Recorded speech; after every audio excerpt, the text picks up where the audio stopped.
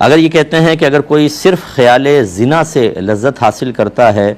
اور کوئی برا عمل نہیں کرتا، یعنی کوئی زنا پریکٹیکلی طور پہ یا اور کوئی بھی فعل ایسا نہیں کرتا، کیا وہ گناہ گار ہوگا؟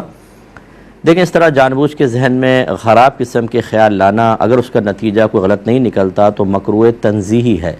یعنی گناہ گار تو نہیں ہوگا لیکن شریعت نے اس کو ناپسند کیا ہے۔ ہاں، اگر دل میں اس طرح کے خیالات آنا شروع ہو گئے کہ جو سوچا ہے ویسا کر بھی لوں،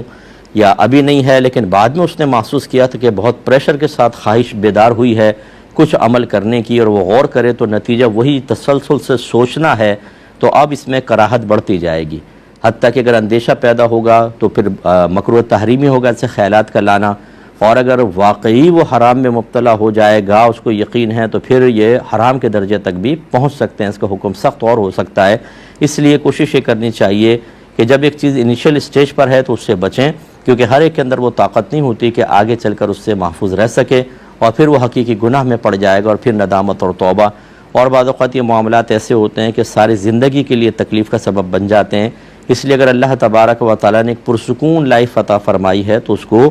بے سکونی میں ہرگز تبدیل نہ کیا جائے۔